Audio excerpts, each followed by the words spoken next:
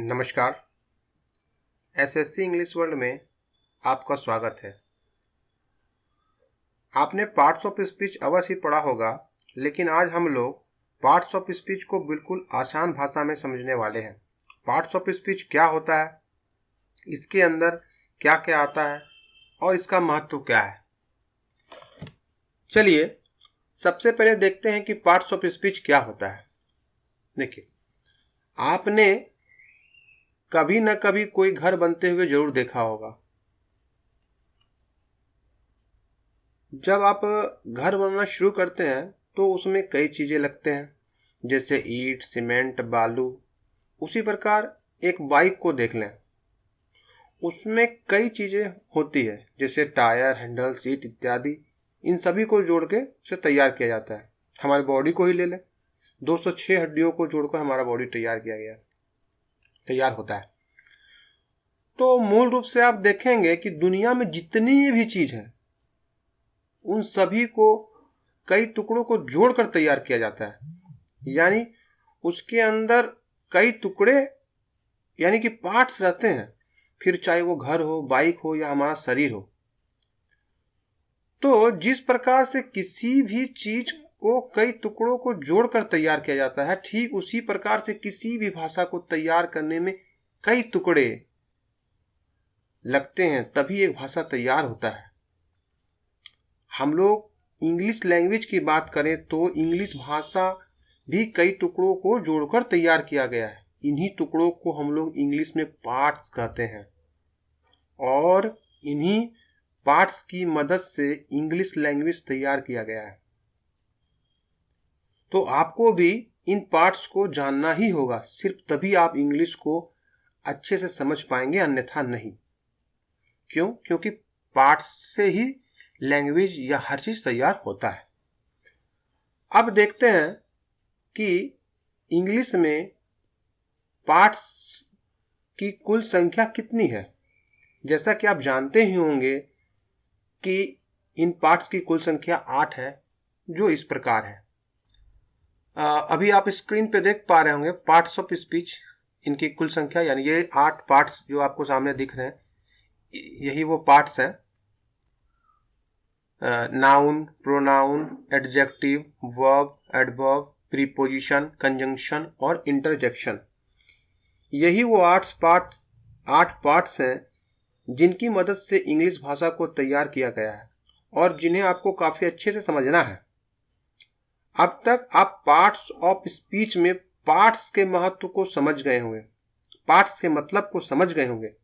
इन्हीं 8 को हम लोग पार्ट्स कहते हैं। ये जो 8 दिख रहा है ना, इन्हीं 8 को हम लोग पार्ट्स कहते हैं। किसके? इंग्लिश लैंग्वेज के पार्ट्स, ये 8 हैं। ठीक है,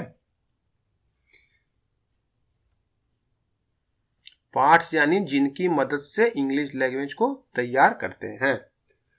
अब देखते हैं कि पार्ट्स ऑफ स्पीच किसे कहते हैं। अभी अब तक आपने पार्ट्स जाना कि पार्ट्स किसे कहते हैं, तो पार्ट्स ऑफ स्पीच सिर्फ एक शॉर्टकट नाम है। जी हाँ, आप सही सुन रहे हैं, यह एक शॉर्टकट नाम है। देखिए, जब ये 8 parts, noun, pronoun, verb, adjective वगैरह वगैरह एक साथ आता है तो इन्हें एक शॉर्टकट नाम दिया जाता है जिसे पार्ट्स ऑफ स्पीच कहते हैं। जैसे एक परिवार में कई लोग होते हैं, माँ, बाप, भाई, बहन, बेटा, बेटी इत्यादि, तो उसे हम लोग फैमिली कहते हैं। तो फैमिली हो गया एक शॉर्टकट नाम। ठीक उसी प्रकार से यहाँ नाउन, प्रोनाउन, वर्ब, प्रीपोजिशन इत्यादि हो गए परिवार के सदस्य, और इस परिवार का शॉर्टकट नाम क्या हो गया? परिवार का शॉर्टकट नाम हो गया पार्ट्स ऑफ स्पीच। ठीक है, parts of speech, a shortcut name of all the 8 parts. वो ऑल द 8 पार्ट्स कौन कौन है? Noun, pronoun, adjective, verb, adverb, preposition, conjunction और इंटरजेक्शन। हमने यहाँ पार्ट्स ऑफ स्पीच को एक शॉर्टकट नाम कहा है, जबकि ग्रामर में पार्ट्स ऑफ स्पीच को एक कलेक्टिव नेम कहा जाता है। खैर, जो भी हो, एक और एग्जांपल से हम लोग पार्ट्स ऑफ स्पीच को समझते हैं। आपने मोबाइल या कंप्यूटर में फोल्डर को जरूर ही देखा होगा, वो पीले कलर का होता है और इस फोल्डर का क्या काम होता है ये भी जरूर ही जानते होंगे। फोल्डर में चीजों को एक साथ करके उसका एक शॉर्टकट नाम दे दिया जाता है ताकि उन चीजों को आसानी से खोजा जा सके। अब मान लें कि आपके पास ये 8 पार्ट्स हैं, नाउन, प्रोनाउन, वर्ब, एडजेक्टिव वगैरह वगैरह, और आपको इन्हें एक फोल्डर में रखना है। तो उस फोल्डर का नाम क्या होगा? उस फोल्डर का नाम होगा पार्ट्स ऑफ स्पीच। यानी हम कह सकते हैं समझने के लिए parts of speech equal to folder. उम्मीद है कि पार्ट्स ऑफ स्पीच किसे कहते हैं आप समझ गए होंगे। पार्ट्स ऑफ स्पीच एक शॉर्टकट नाम है उन 8 पार्ट्स का।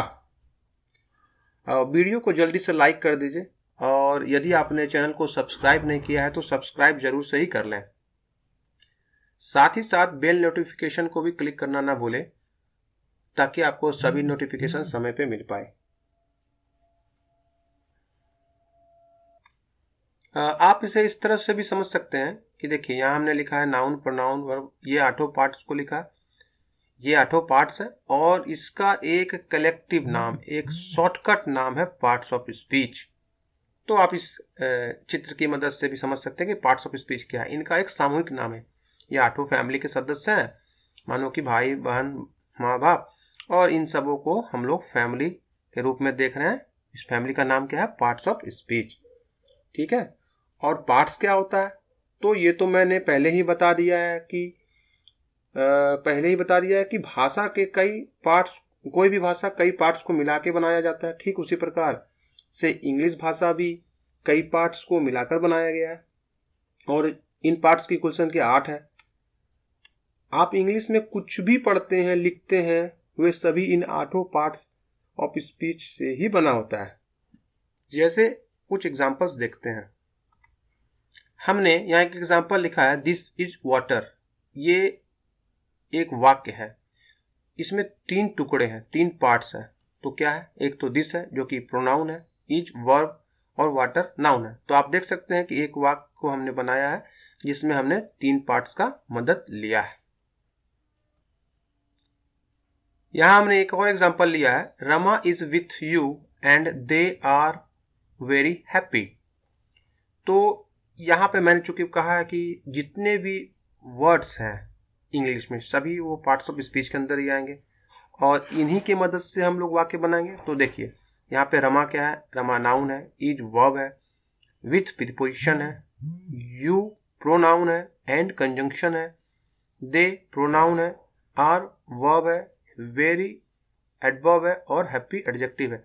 तो आप देख सकते हैं कि कोई भी वाक्य आप बनाएंगे वो पार्ट्स ऑफ स्पीच की मदद से ही बनता है, क्योंकि टुकड़ों को जोड़ के ही भाषा को तैयार किया जाता है।